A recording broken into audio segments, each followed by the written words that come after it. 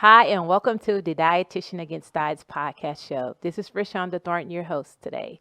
I have a great guest coming on today. She is by the name of Stephanie Berk. She is the creator of this magazine here called STL Kids Compete, and it stands for St. Louis Kids Compete. She has built this magazine over the last 6 to 8 months, and it has caught fire, and she's actually taken it to other regional areas. But before we go into that conversation about this awesome magazine and why she did what she did, I'm going to bring on some of my partners that were responsible for not only this podcast show, but the ones I've had since day one. Undeniably dairy. That's a phrase termed by Midwest Dairy Council. One of the questions that people ask is, why do people drink cow's milk? And as a dietitian, I get that question asked a lot. Well, if you go to their website, they have great answers to what's the importance of dairy and incorporating in your life. I'm going to give you a quick snippet. Understanding, first of all, that dairy has been a beverage of choice over not just hundreds of years, but thousands of years, not just in Western civilization, but around the world. It's packed with 9 essential nutrients that's good for not just our kiddos, but for us as adults as well. And even considering where it comes from our cows. Did you know that cows are our natural recyclers? They have the ability to eat parts of the plants and foods that our body as humans cannot eat or ingest. They take those food products and they transform those foods into nutrients, in which comes from our milk and creates high quality proteins for us. So simply said, cows can turn things we can't eat into nutritious things we can. Learn more about what undeniably dairy means and learn about some of the other research evidence-based information that they have on their website. Connect with their farmers, connect with their stories. Go to dairygood.com.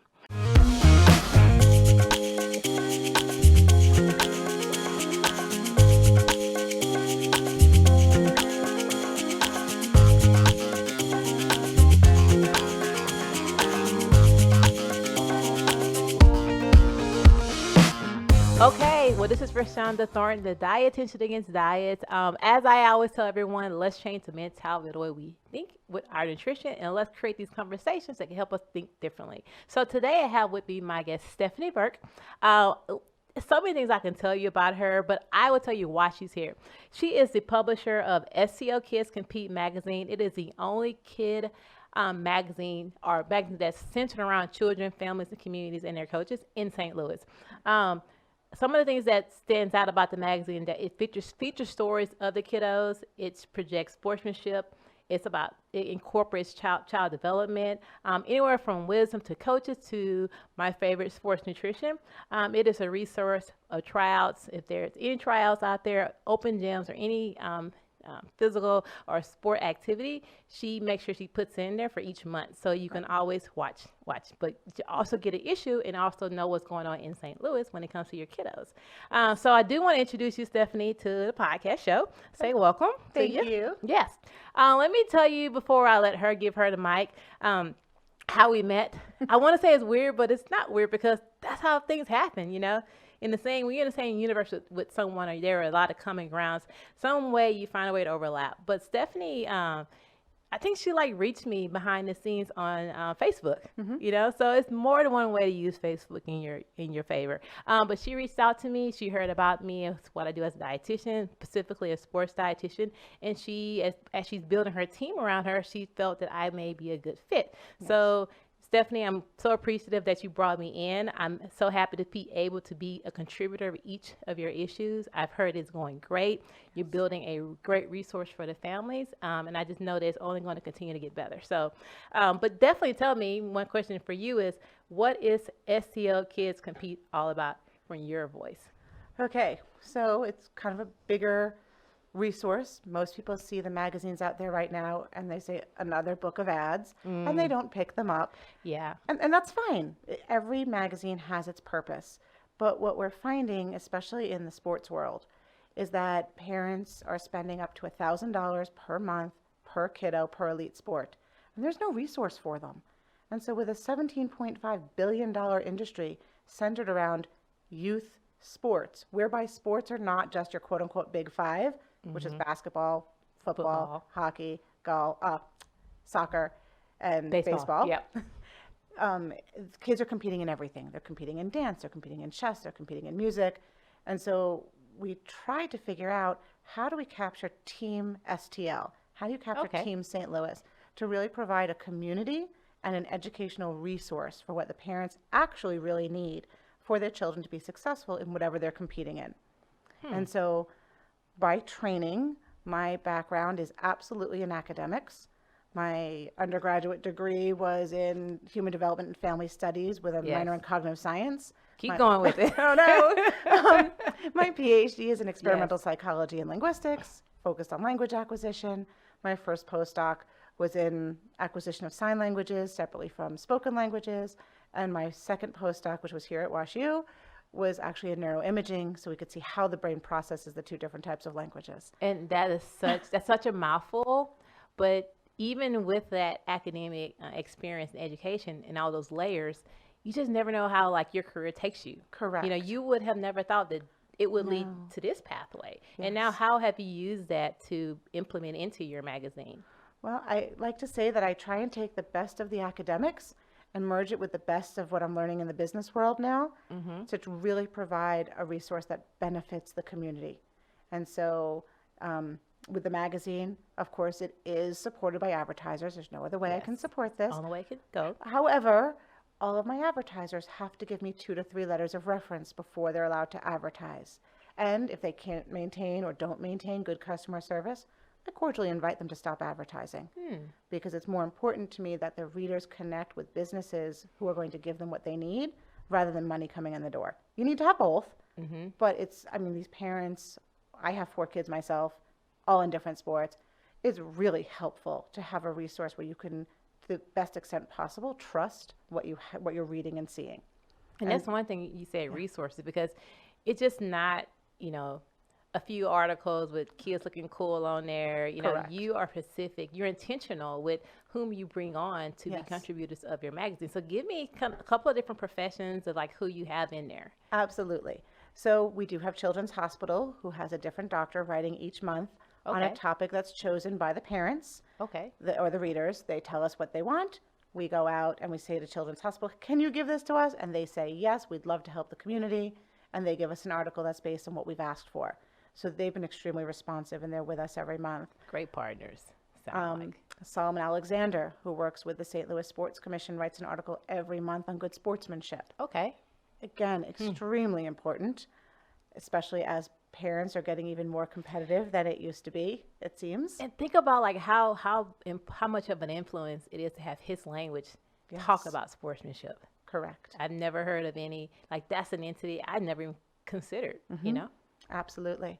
We do have 2 coaches writing, 1 male, 1 female every month, because again, the coaches who are writing are trained professionals, and they deserve the respect of the readers understanding their educational background.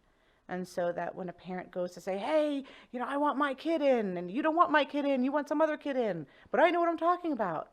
When the coach has had an opportunity to write from their expertise, they can stand a little taller, they can stand a little stronger, and they can benefit their team, not just placate a parent. And so again, 1 male, 1 female. We still have gender inequality in the sports world. And so if I want that to change, I have to help motivate that by modeling the behavior that we'd like to see. Likewise, with the athlete journal articles, we have 2 student athletes, typically in high school, 1 male, 1 female, Okay, write an intentional. article every month. It's not fair that we tell these children, these young adults, that they have to have things to put on their applications and resumes if we don't provide the opportunity. And so this is one way of providing them a real world writing opportunity. We have over 75,000 readers. This is good for Oh them. my. They get to Yes. learn what to put in writing, what not to put in writing. When they send me a draft, I go over it with a fine tooth comb, saying, okay, read this sentence. How else can this be interpreted? Oh, you didn't mean it that way. Great, good lesson. Now let's change it. And so they also get a writing lesson from this Okay. as well. One of my jobs when I was in grad school was to run the writing center. And so I like to be able to use that. You're using every experience. skill set. I'm using it, but it benefits the students as well. Yes. We have the calendar of events in the back that you mentioned that tells people what's going on every single day, color coded by category.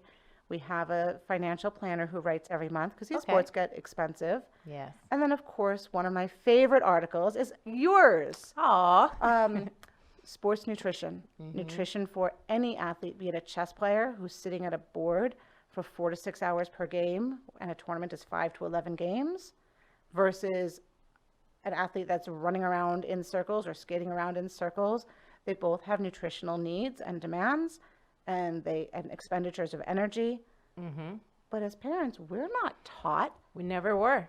how to feed these kids. Yes, I agree. And so every time a parent says, I don't know what to do about this, and you write the article, you're directly helping these parents in taking care of their youth athletes. It's so important because as parents, we spend so much time just driving them around that the idea of thinking about the nutritional aspect, like we know it has to be taken care of. But that's not in the top of the. But you also, even though you know it is kind of important, you don't know what to do.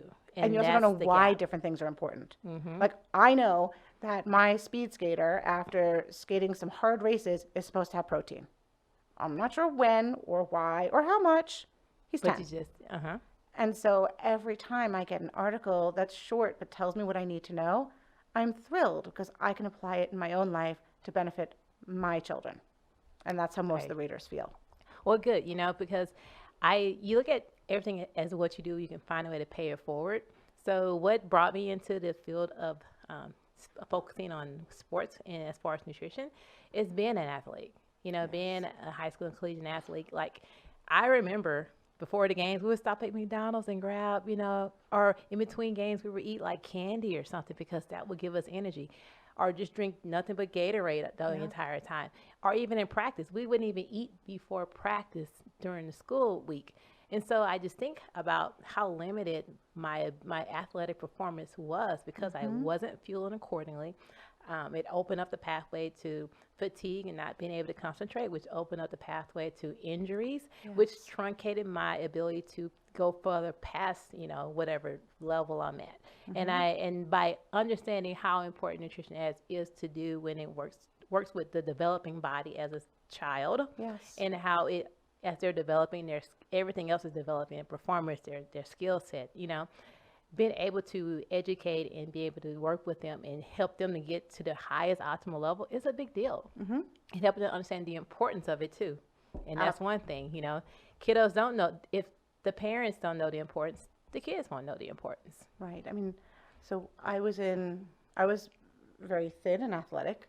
I danced with the Gillespie Ballet School in New York, and it's the feeder school for the New York City Ballet, and Balanchine would come in, and Mrs. Gillespie was there, and we had a different issue with eating. We did not have McDonald's. In fact, we ate mostly air.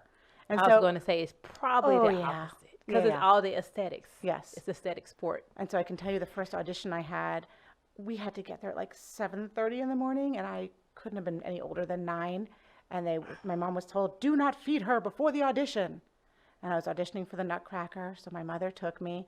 And by noon, we still hadn't auditioned yet. And my mother was dying outside. She was so nervous. Oh, my daughter hasn't eaten. And so she tried to sneak me a Twinkie. And Mrs. Gillespie caught her. Better than nothing. Exactly, as my mother said. So Her heart was there. Yes. And Mrs. Gillespie comes over and she grabs the Twinkie and she shoves my mother out and she throws the Twinkie at her. She says, how dare you feed our young prima ballerinas before an audition and a Twinkie? She would never forget that. No. My mother tells that story somewhat fondly, but it did go to show kind of the thought process behind what dancers were supposed to eat, not supposed to eat, when to eat, and really most of the time not to eat. True. And so the healthy body image for young dancers in a lot of ways really wasn't great. Yeah. There are some aspects that were helpful and beneficial. The less weight you're carrying when you're on point, the less risk there is of injury. Supposedly. That was the thought back then. Whether it's right or wrong, that's your department. I'm thinking of bone development. I'm thinking of fractures. I'm thinking about when your body's malnourished. Yes. You're prone to more injuries, especially in that, like dance, cheerleading, gymnastics. When there's a lot of power movements and you're landing, on your body, you're prone to actually more injuries because you're not giving your body even just the essential minerals it needs to develop the bone, So But I think that's newer information. As I agree. you are in your field and your field has grown and the research is there, I think there's so much more that you know and you're able to give to your clients and the community that we really just didn't know back then. And I agree. I Um, mean, obviously, like I said, I didn't know what to eat, and so now that I know, I'm doing my best to help those that don't know and create a resource for them. And you will see just how much of a difference. There was an article written, I can't remember the NFL player. I don't want to, maybe it's Peyton Manning. I don't want to misquote, I don't say the wrong attribute, name, yes. but he essentially, talked about if you have two athletes around the same age, same position, let's say football, just for the Yes, sake yes. of simplicity, they're in the same position, same body physique, same body weight. They have very similar levels of skill sets. They can train and do everything they can. And once they go on the field, if they're almost identical, it's one defining component that will have one performance, increase one performances over the other. And you flesh it out, and it's your nutrition, Right. And so we, again, if it's not a highlighted if it's not a highlighted need, then it's not looked at as that, and then you won't understand what it actually does for the body. And that's the defining difference between. I truly feel that's the defining difference between any athlete. Yes, there's something called just having talent, Yes, genetics. absolutely. Yes. Genetics play a heavy role, Yes. but even with that, contributing and increasing that in nutrition with that talent can make that talent better. So it's no matter what, it's all relative to wherever you're at. I mean, nutrition still can contribute positively. I think it's become such an important distinction and influence on the realm of sports that, so my youngest one does speed skating, and he went to a speed skating camp, and there was a silver Olympic medalist who was there, and she did a whole session on nutrition Really? specifically for these younger kids. And one of the exercises she did with them was very interesting. She had paper plates with pyramids of sugar cubes, and then each child had a glass of water. I said, okay, everyone, taste your water. How does it taste? And I said, it's great, but it's water. She said, okay, take a sugar cube, add it, now taste it. They didn't like it as much. She said, okay, keep adding sugar cubes until you like the taste. They never liked the taste. And so she explained, now your Gatorade, your soda, your this, your that, this is how much sugar is in there, and this is why they have to add all the other things. To make it taste good. Uh-huh. And so the kids had opened their eyes really to the idea of, wait a minute, what are we putting in our bodies? And so the fact that even at training camps, the Olympic athletes are talking to the children about the importance of what they put in their body, I think is definitely a step in the right direction. Yes, I agree. And that's, they're coming from their perspective. And obviously, being an influencer, these kids are looking up to them. They're the role models. So for them, Exactly. they would never forget that lesson. And I'm sure that probably changes just what they choose to drink, especially because, you have it's all the bottom line, when it comes to the marketing. Yes. And I'm not against, I try not to be this person going against like labels or whatever, but essentially when it comes to hydration, all you need is electrolytes. Right. You don't really need there is a carb component when it comes to fueling your body, but it does not need to be in that type of form to be successful. But obviously with marketing and what's quick and what's, appealing, parents, again, if we don't take the time to know, then we just kind of go with whatever is shiny. Correct. Yeah. Correct. Absolutely. And so for you being a parent, and you have how many boys We again? have 4 boys. Oh my! The dog is a goodness. girl. She's a poodle. She looks just like me. So you two are the Harrises there. Yes, absolutely. You're running the show, I'm Oh, sure. yeah. What are their ages? So the oldest is now 18. Okay. So he's away at college. Okay, I was gonna say he should be out of school Yeah, by now. yeah, yeah. He's in college. Then we One have down. 14, 12, and 10. Okay. So how do you, especially you said all of them have played in some type of sport throughout their, Yes. growing up stages. How did, just kind of give your perspective as, because we can talk about these parents because we can relate to these parents. Correct. So I'm sure there are a lot of people that are listening to this podcast show that are parents, and I'm sure most of their kiddos in some type of sport. So kind of give me your perspective on how did you work with what you knew within your limited space to make sure all 4 of your boys just was able to get by sometimes? So it's been very interesting. I do everything very intentionally. I can't help it. And so with the four boys, we really felt very strongly that we weren't going to be around forever, and we wanted the boys to cheer for each other and not compete against each other. So we really did encourage them each to find their own sport.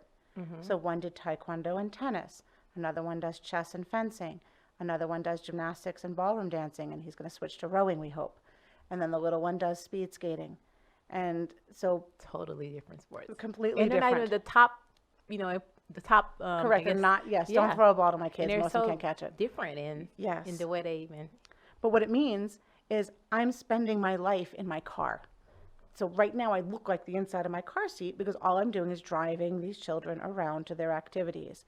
And it was interesting because as I'm going to the ice skating rink for the speed skater, after dropping off the gymnast at gymnastics, I'm seeing other parents in the car doing something very similar. Okay. And we kind of just wave to each other, commiserating, because they have a kid in hockey and they have another kid in dance, but those are very close to where I'm going. And so it's almost like, well, we're doing great things for our children in that we're taking them places. But in doing so, we're not preparing healthy meals for them because we don't have time. We're not taking care of our own bodies or our own meals because we don't have time. And I think a large part of having children in different activities is also modeling what they should be eating, what we should be exercising as well, and how we should be doing that. And so I know I'm not the only parent who's like, okay, well, this isn't my time, but I also know that's wrong. There's got to be a way to incorporate a little bit more of my time in here so that I'm eating healthier and that I'm cooking more for the kids. So I haven't figured out that balance yet, but I think the key word really is balance. And so not 100% sure how to get there yet. At some point I'll figure that out, and not before they all go away to college, because that solves itself. Well, I'm sure a lot of people can agree with you. And it's a slippery slope, you know. I guess, you know, if a parent were to ask me, like, what would you do in that situation? Honestly, I say simplicity is the best. And the reason why I say simplicity because if you make it too complicated, you already have a lot going on, and you add something complicated on there, it's going to be the first thing to fall off. So what's the most simplest way that you can make sure that they're at least incorporating some sort of snacks that are healthy? I tell clients all the time, just buy a bunch of fruit, cut them up, put them in Ziploc bags. As soon as the kiddos walk in, here you go, here you go, here you go. Or just give them whole fruit. And to me, that at least gets them used to thinking what snack time means and what fueling means, because that's what they're going to need if they're athletes anyway, you know. Currently, we're giving them a banana and a package of dried seaweed, which Works. They like the seaweed? Yeah, they do, actually. I'm in my head thinking, oh, they think about the seaweed, but if they like it. Well, they do, and it's a little salty, and it's not a chip. There you go. So it's, I don't know if it's anything more than fiber, but it's something, and it's salt. It replaces some unnecessary calories, and you get the sodium, which is good for their hydration. Then the banana has the potassium. I mean, they're getting a combination of a good thing when it comes to if they're getting ready in between practices or going to a game, you know. But it also gets them thinking, I need not a candy bar, but I eat a banana before I go out. Yes, you know? Exactly. Yeah. And as far as like other components of it, like it's just the schedule and cooking, I mean, that's to me is a big piece too. Yes. I tell clients, you know, one thing I will say, and you don't typically hear me say this a lot, but there are a few fast food restaurants that have really changed the model of like what they provide. So the key is, you know, when you order, just ordering those types of foods, but you can, you know, at least a couple of times a week, if that's where it boils down to. There are better, healthier snacks in gas stations. Honestly, some grocery stores have pre-made wraps and sandwiches. You can just go pick a couple of them up and just divvy them out, you know? So I just think it can be a little bit more work because we're just used to just pushing a button or talking to an intercom, but it's still simple. Yes. You know, and so even just thinking about like how can you just incorporate that a couple of times throughout the week, I think, you know, would be a good way to get things started. I think it's a great suggestion. I really like the idea of the either fruit in bags or easy to grab fruit, because right now the kids will just, of course, as easily grab something that pretends to be healthy and then has 11 grams of sugar. Oh, like I'm gonna granola Yeah, bars or something. She exactly. says it presents to me. Where they say healthy cookies or healthy Because granola it says bars. healthy on there or Yes. something. Yeah. And the kids, I'm like, oh no, guys, that's not okay. That's Yeah. not any better than the Peeps cereal that you just saw. And I just think it's just again about parents. Parents are consumers. They don't really Hmm. know. They're only going with what the marketing labels are saying. But again, the simplicity thing is, the food is its ingredient. I mean, if Yes. what I've just said, if you do a sandwich, it's there's nothing processed in it except maybe the bread. You Right. know, so like understanding like getting away from anything processed, even the little granolas. Just buy a pack of trail mix. Oh, Buy that's an idea individual packs too. of trail mix. At least it's the components of a granola, as far as your Right. nuts and your dry fruit, and it's a natural sweetener as far as they want something sweet, and it's not none of all of it's is whole food. Those are really good ideas. Yeah, but again, it's if we don't really know as parents, we're gonna our best intentions. We're just gonna do what we can, Exactly. So I totally get it, and that's why it's good to have these conversations because we've all been on that side, but there can be some small changes that we can make to kind of improve things as we're going along and as the kiddos are getting bigger. Speaking about the kids getting bigger, I've had several parents ask me a question recently, and it's the same question, which I actually love. The magazine is very, or tries to be very interactive Hmm. and keep the readers engaged, and they tell us what they want, and we do our best to find it. And the threads that come through tend to be kind of similar. Don't know why, they just are. And one of the threads that parents are asking us right now is, our kids are going away to college. You have one too, right? Yeah. Well, now what?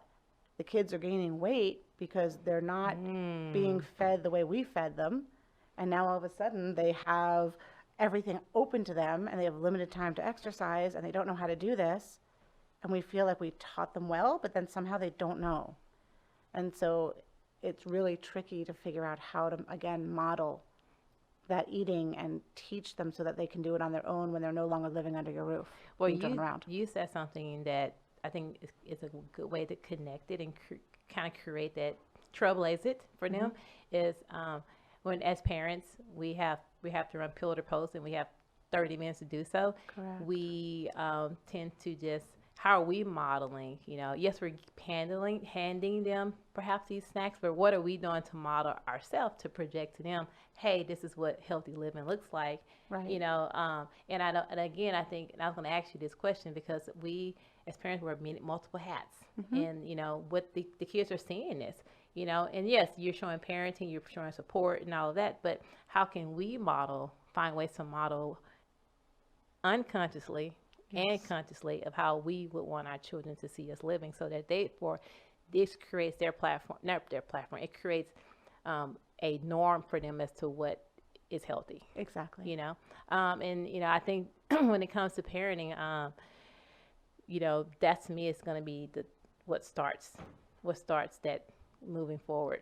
Because if we don't teach and we don't practice it, they're just gonna go for they're gonna try to hit the easy button because we hit the easy Exactly. button. Yes. Yeah. Now let's talk a little bit about because you are a parent, and I think Yes. everything you talk about, every person that reads this magazine can say, "Yep, I remember. I remember." Now Hmm. you talked about a little bit about your past, and because you were highly athletic, you were in a Yes. lot of different things, a variety of different things. But Yes. yes, it's easy to maintain, your physical activity, and then when you start with having what you call a life, Correct. school, marriage, Yep. kids, and then health. Our health start getting compromised a Hmm. little bit. How do you find, and what would you say? What would you, from your personal experience, be for parents? How to find a way to carve out some time because it's not easy to No, it's carve not out, and easy. you feel guilty as a parent because you feel that's I'm supposed to do X, Y, Z. Hmm. But how have you over time may have found your areas where you are able to kind of being able to focus on yourself and be able to do things for yourself? So it's interesting. The first thing I would wish if I could to tell tons of parents is really make sure kids pick up their toys and don't leave them by couches because so many parents get injured because they step on a kid's toy and you don't even think it's going to happen to you and it does. So I was highly athletic. I was running 8 miles a day. I did gymnastics, coached gymnastics, I did ballet, and I had a kid leave a toy fire truck by the couch. And when I jumped up quickly to go to another kid, I tried to avoid stepping on the fire truck, Uh, twisted my back, and really just destroyed my back. which led to then 3 back surgeries, 14 months in bed, a ton of weight that went on. And so now I have to figure out how to take the weight off to get to my normal weight, eat healthy, take care of 4 children while still dealing with the back Add on injury. another component to And so if only I would responsibility. have had the kids pick up their toys or not leave them where I was laying down, it never would have been an issue. And so you see it like on the Flintstones, you see it on the cartoons, It's real stuff. but it's real. And Yeah. so the first thing is when the kids are younger, so important to make sure there's a clear path, because if you want to continue to exercise and be healthy, it starts when those kids are really young and the toys are everywhere. And Legos really hurt when you step on those too. I think any parent who stepped on a Lego knows that. And so I think even from that point, staying healthy requires a conscious effort because there are obstacles that are being put in your way. Then I think I took ballet classes even after I had the kids. I always tried to carve out at least one day of the week where I could physically do something for me. Yeah. And I see a lot of parents, when they're able to do that, they're better balanced. And when they're better balanced, they handle the kids better, they handle the sports better, they handle the food better. And so trying to at least find one day for 1 hour Yeah. that is just yours, I don't care what you do, just something. Something for yourself. Mm-hmm. Yeah. That's a great way to help people to start, because and if the, again, it's in being intentional. Yes. You know, does that mean you need to designate every Sunday from 3 to 4? You know, we have an hour Correct. in a given day, and then you multiply it times 7. So there is time, you know, but helping people know where to start. Carving out time for yourself does not mean you have to dedicate yourself to the gym five times a week. Like that's impossible. And you're Correct. setting too high of a standard, and it doesn't fall through. You feel failure. You say, I just shouldn't do it. Exactly. I don't I'm have done. time. I really Yep. don't have time. Yep, But exactly. if you can start with going to a yoga class on a Sunday, you know, going for a Sunday walk in the park, you know, or Exactly. having a family time where you guys do your traditional family, where you all are doing some sort of activity. Anything, I feel, as a parent, because guess what that does? That models this healthy behavior, or even bringing it to the nutrition. Like, you know, let's say on a Sunday, I'm just hypothetically speaking, and again, people need to hear this, because if they don't know where to start, they don't start. Exactly. Carving out on a Sunday or our days, we're going to go to the park and do something outside that's active, and then we're going to come home together and we're going to cook a meal together. That way you're modeling both aspects, and you're still spending time with your family, and you're still doing Exactly. something for yourself. Exactly. You know, I mean, that's so positive. You're killing 3 birds in one stone. Yep. With it, you know. And my husband and I have done something like that with like date night or date day. We'll tell the children, okay, mommy and daddy are going for a walk. We'll be back in an hour. And like, a walk? Why are you going for a walk? Well, what do you want us to do? Don't you want to go out to eat and see a movie? No, we want to be physically active. We're going for a walk. And like, but then you have to talk to each other. Yes, we like to talk to each other. You know, and so like the kids get to say and see that Yes. we can be active together without them and without taking them somewhere. And we find that that is also extremely helpful as far as modeling different ways of exercising. It's not just that mommy's going to a ballet class or daddy's going to the gym. It's, oh, look, mommy and daddy are going for a walk together. And we've seen the oldest one of ours who's home, so the 14-year-old, has said to the 10-year-old, hey, I'm going to go over to the track to run laps. Do you want to come? Oh, wow. And so we've gotten to see that happen as well. And I think part of it is because we've modeled, you can grab someone from the family and go walk. Mm-hmm. And so we do that as well. No, I think that's a great way, and you're empowering the kids. You're not saying, "Oh, you need to do this." If you allow them to see it and influence them that way, and then they are the ones making the choice to do it. Like again, the cooking. Like if they learn how to cut their own vegetables, we make snacks together.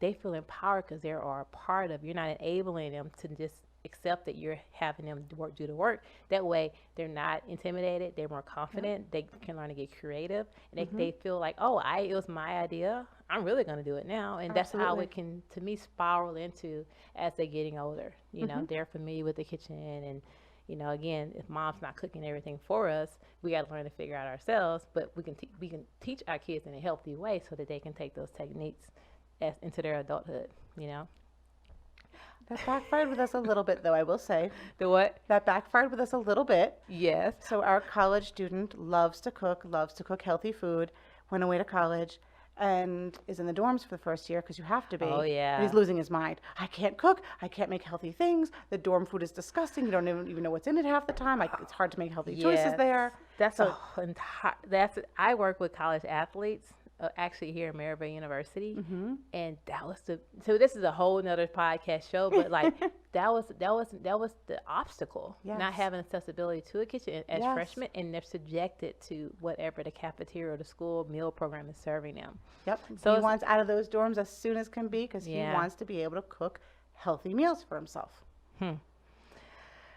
Well, it's one of those things you can just work with them when they teach them the foundational habits, and Yep. there are going to be gaps and obstacles, and hoping that they pick it right back up when they get those opportunities, But I think like what you're doing with the magazine, you're empowering the parents, you're empowering Yes. the community to help them to know where to go, feel confident as far as all the different resources that you have in there. Like they have all of this literature that's Yes. educating them and keeping them in the loop. And the fact that you even got a financial component to it, I mean, Yes.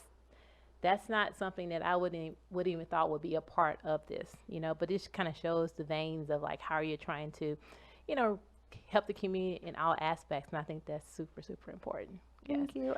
I love putting the magazine together every month. I love the educational component of it.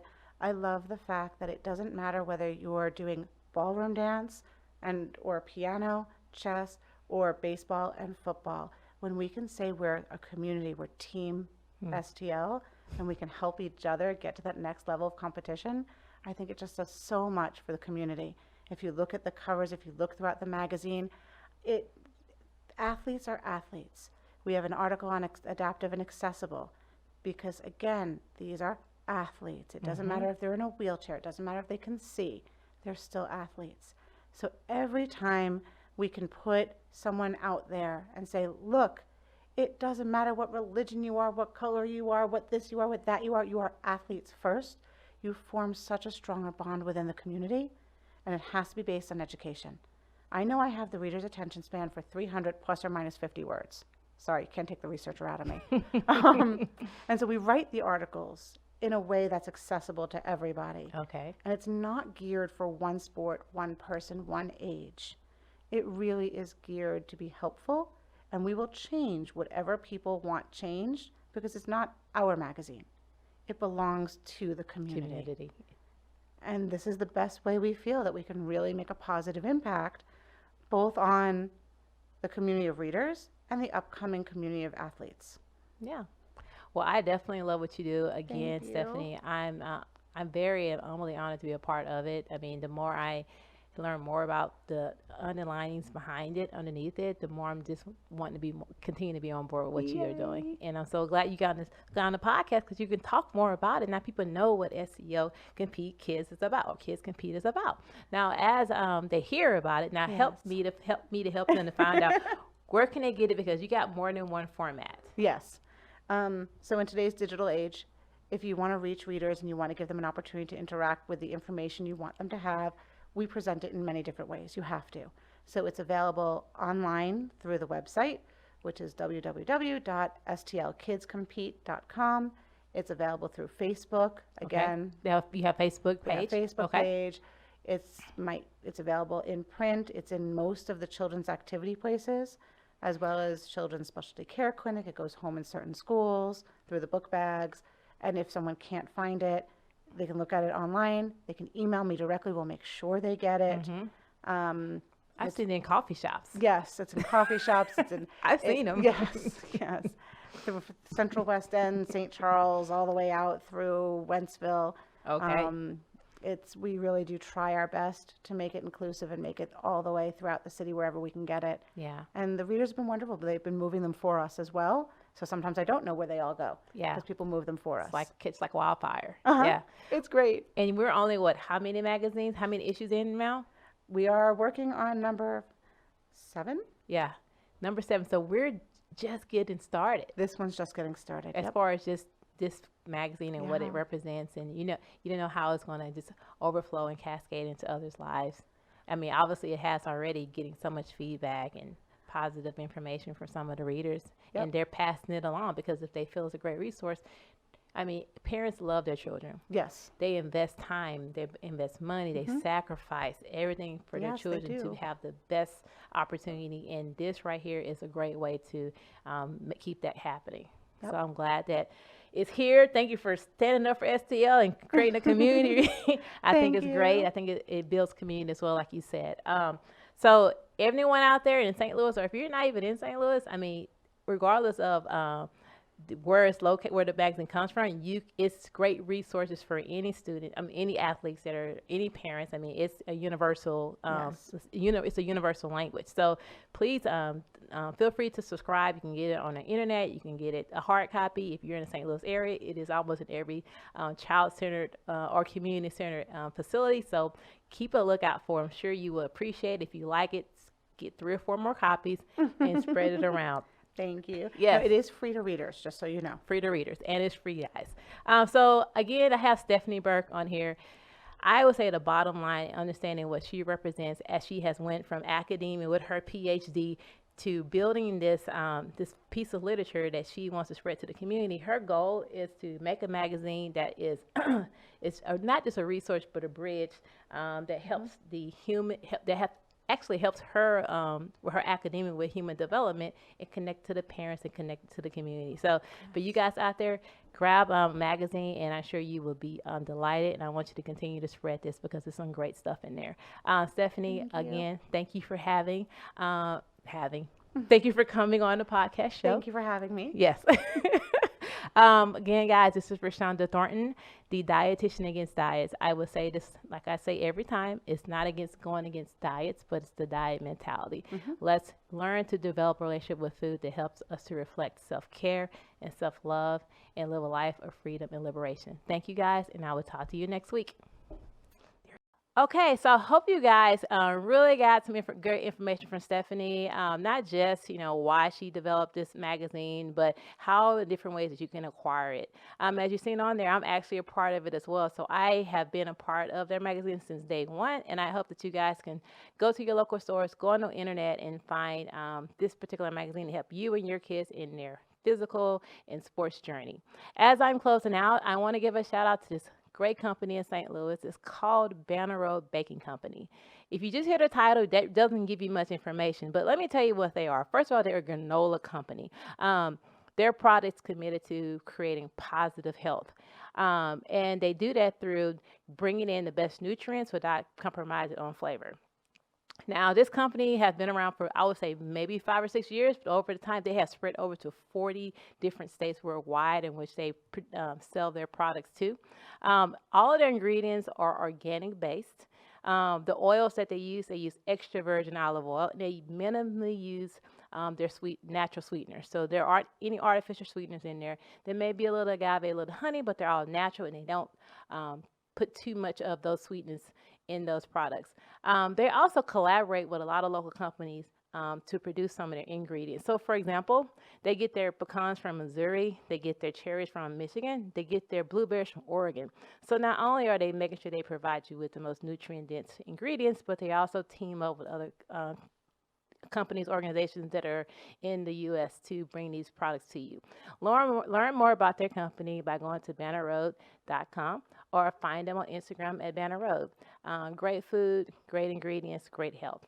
Follow them, please. So another week, another interview with the Dietitian Against Diets. I look forward to talking to you next week.